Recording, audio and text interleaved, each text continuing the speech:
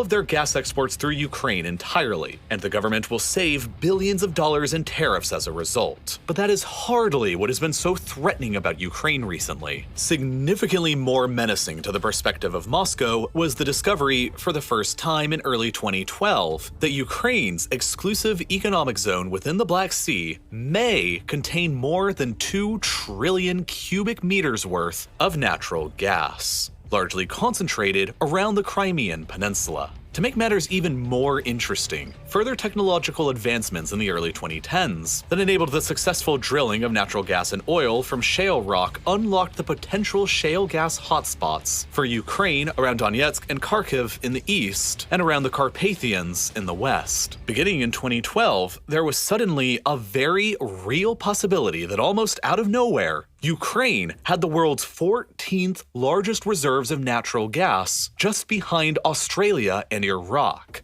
But as a relatively poor country, Ukraine lacked the finances, the technology, or the equipment to successfully harvest any of these resources in any large quantities. But that all changed when, shortly afterwards, the Ukrainian government began granting exploration and drilling rights to the likes of Shell and Exxon. It was suddenly possible that within a few years, these Western companies would enable Ukraine to transform into Europe's second petrostate, which would have not only been a direct and serious competitor to Russia's own gas supply to the European Union, and thus at the same time a major threat to the Russian government's budget and GDP, but would have also provided the easy path of eventual Ukrainian admission into the European Union and NATO as well. And this is what's really, in my opinion, what this whole situation is truly about. In 2012, at the time when these discoveries were initially made, the man in charge of Ukraine was Viktor Yanukovych, a pro-Russian politician who was keeping Ukraine more politically aligned with the interests of Moscow. So long as he was president, these discoveries were not directly threatening to Russia. But when suddenly in February 2014, his government was toppled in a pro-EU and pro-Western revolution in Kiev, Moscow was very quick to take the opportunity to invade some of Ukraine, seize the Crimean Peninsula, and annex it in the name of historical claims and protecting ethnic Russians. But by seizing Crimea, the Russians also took direct control of 2/3 of Ukraine's coastline and, by extension, the vast majority of Ukraine's maritime exclusive economic zone. And, most critically, an estimated 80% of Ukraine's potential offshore oil and gas reserves.